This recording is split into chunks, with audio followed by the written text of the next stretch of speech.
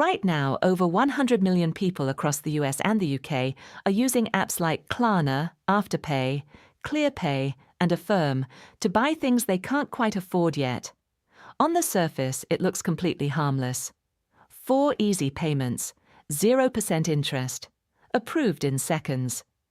But behind that friendly checkout button sits a business model that quietly profits from the fact that most people don't fully understand what they're agreeing to.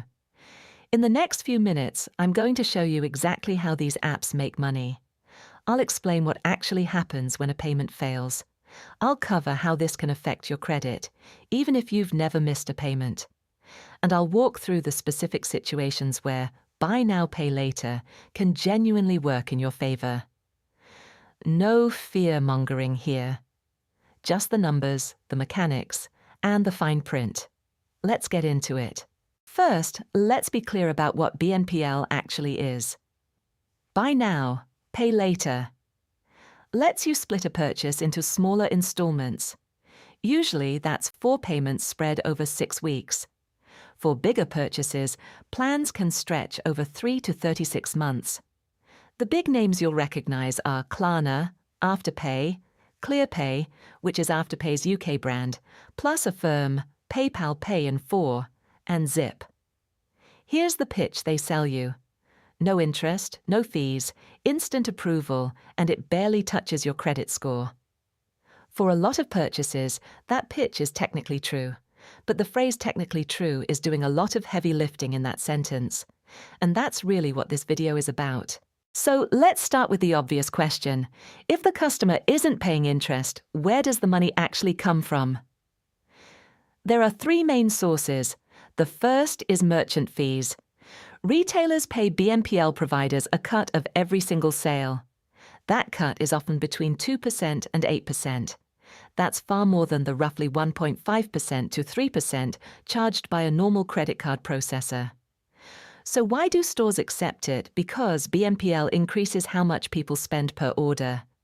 It also increases how often people actually complete checkout instead of abandoning their cart. The second source is late fees. This is where the whole thing gets a lot less interest-free than it sounds.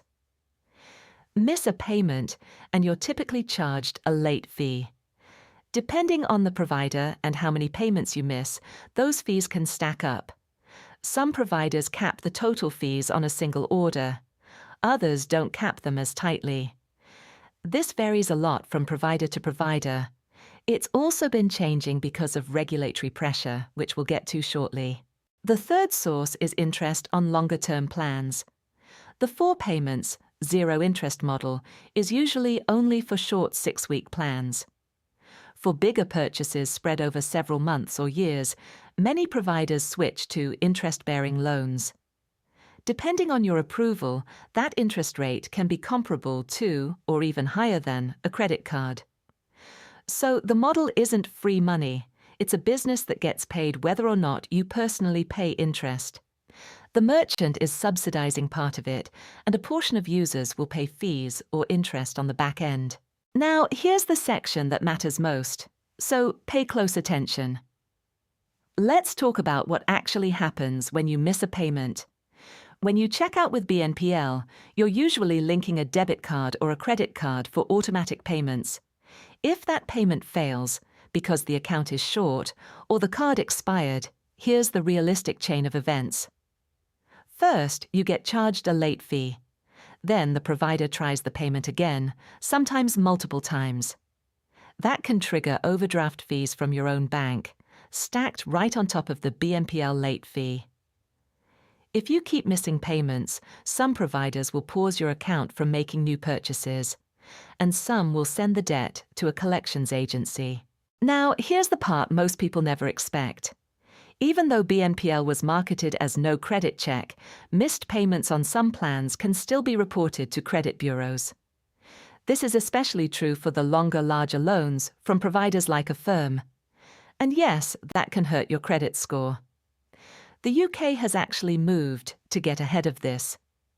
Starting in 2026, buy now, pay later, firms operating in the UK will fall under Financial Conduct Authority regulation.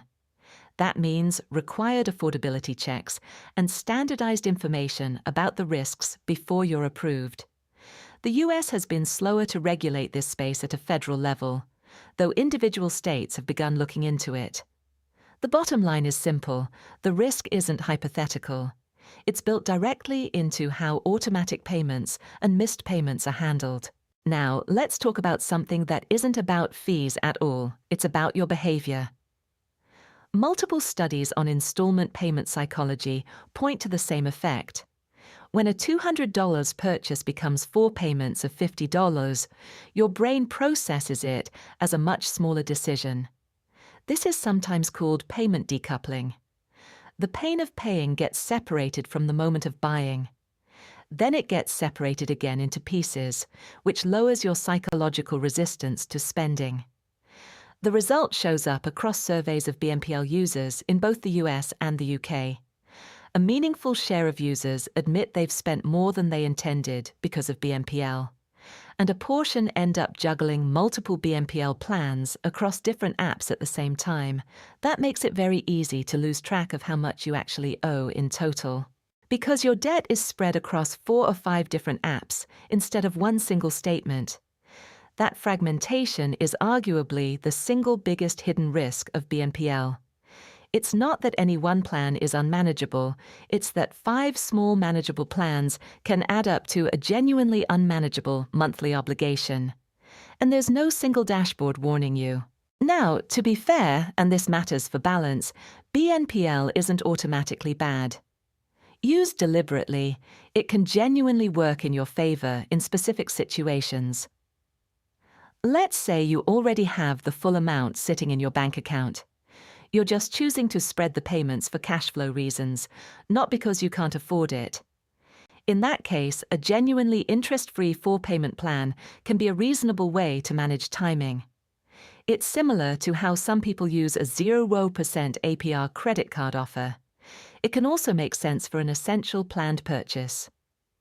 Think of a laptop for work or a necessary appliance. If you've already budgeted for it and the installment schedule simply matches your pay cycle, that's a sensible use. And some providers offer real credit-building versions of BNPL for longer-term plans. In those cases, consistent on-time payments are reported positively. The difference between a smart tool and a trap essentially comes down to one question. Are you using BNPL because you've already decided to make this purchase within your budget? Or is BNPL the reason you're making the purchase at all? That one question separates the two outcomes. So let's finish with the red flags worth being honest with yourself about. If you're using BNPL for everyday non-essential purchases, like food delivery, clothing hauls, and small impulse buys, that's a warning sign. It means the smaller payments framing is working on your brain, not your budget.